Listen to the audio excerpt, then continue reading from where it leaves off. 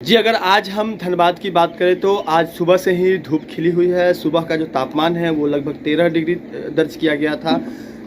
काफ़ी ठंड देखने को मिल रही थी और अगर हम दिन के अधिकतम तापमान की बात करें तो 26 से 27 डिग्री तक आज का तापमान जा सकता है। जिस तरह से कि भविष्यवाणी की गई थी कि धनबाद में 2 तारीख से बेहद बारिश का नज़ारा देखने को मिलेगा, ठंड और बढ़ेगी।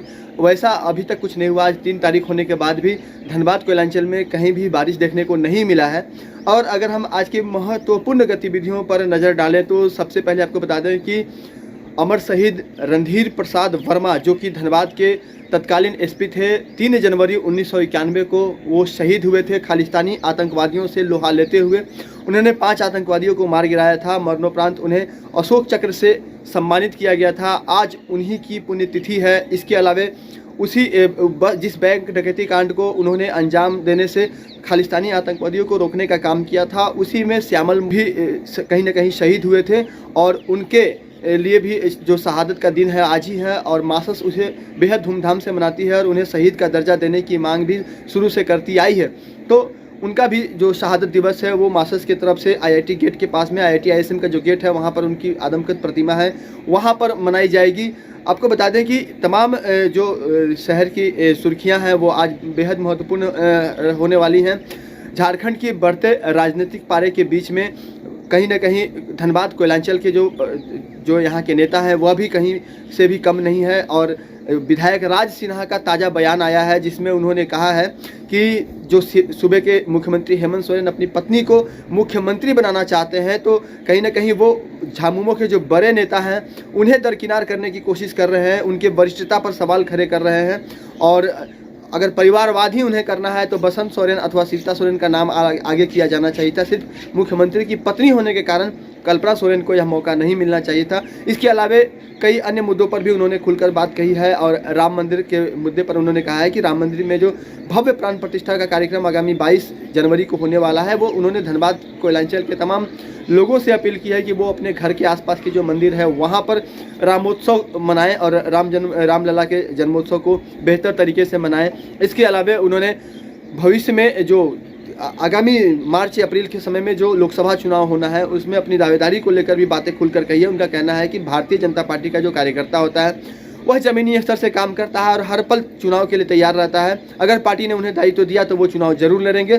साथ ही अगर हम बात करें धनबाद की अन्य गतिविधियों की तो कोयलांचल धनबाद में अब जो जिस तरह से जैक बोर्ड की परीक्षाएं होने वाली है, मैट्रिक और इंटर की जो परीक्षाएं होने वाली है, उसमें धनबाद में कुल मैट्रिक और इंटर की जो परीक्षाएं होगी उसके लिए केंद्रों का चयन कर लिया गया है। कुल 99 केंद्रों पर मैट्रिक की और 92 केंद्रों पर इंटर की परीक्षाएं संपन्न कराई जाएगी, जो कि 6 फरवरी से शुरू होने वाली है। इसके एसएसपी हरदीप पी जनार्दन, उन्होंने सिटी को एक बड़ी जिम्मेवारी दी है। उन्होंने उन्हें पुलिस प्रवक्ता बताया है। आमतौर पर मीडिया कर्मियों से बात करने के लिए जब कोई पुलिस वाले तैयार नहीं होता है तो उस परिस्थिति में प्रतिदिन एक समय होगा निश्चित जिसमें कि हरदीप पी जनार्दन के बिहाफ में city SP Ajit Kumar media से बात किया करेंगे।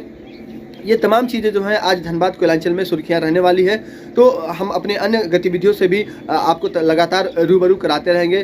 साथ ही आपको बता दें कि धनबाद कोयलांचल में अगर अन्य गतिविधियों की बात कर लेते हैं तो यहाँ पर जो जिला प्रशासन है उसने चुनाव की भी मुकम्मल तैयारी कर ली है। लगभग 15,000 कर्मियों की आवश्यकता होगी लोकसभा चुनाव के दौरान।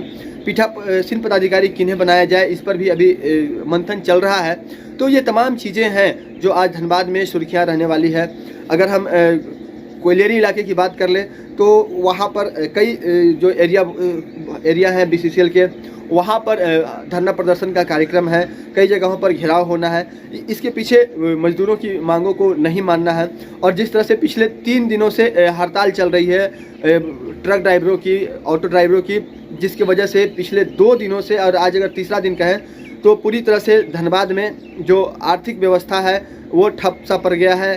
डीजल पेट्रोल के जो किल्लत की संभावना बढ़ गई है, क्योंकि हालांकि मोटर एसोसिएशन ने हड़ताल वापसी की मांग कर ली है और फिर भी जो NH2 पर अभी भी जाम का नज़ारा देखने को मिल रहा है। सड़क पर जो वाहन हैं वो अभी भी लगे हुए हैं, ऑटो नहीं चल रहे हैं। तो इससे आम यात्रियों को आज भी परेशानी बनी रहेगी। संभव है कि जो तमाम संगठन इस बंद में शामिल थे सभी के बीच एक आम सहमति बने और आम राजधानी रांची में वाइल्ड वादी लेकर आया है रांची फ्लावर पार्क, जहां आकर्षक फूल मोह लेंगे आपका दिल। रात में आकर्षक लाइट से नजारा होगा रंगीन। परिवार के साथ उठाइए ट्रैम्पोलिन पार्क का लुत्फ। की जगह पर मिलेगा amusement park, zip line, bird park, picnic और कुल्हड़ चाय का भी मजा। Monday to Friday entry fee सिर्फ 200 रूपए और सैटरडे और हॉलीडेज में महज 300 रूपए में भरपूर मनोरंजन। तो आइए वाइल्ड वादी। IIT जी नीट एस्पिरेंट्स के सपने को पंख देने आ गया है कंप्लीट सॉल्यूशन इंस्टीट्यूट। यहाँ है smart classroom, 1-to-1 doubt clearing session, ask the expert, video solution और भी बहुत कुछ। मतलब हम करेंगे आपको गाइड, बनेंगे आपके mentor. Foundation classes from class 6 onwards for your bright future. Visit complete solution institute.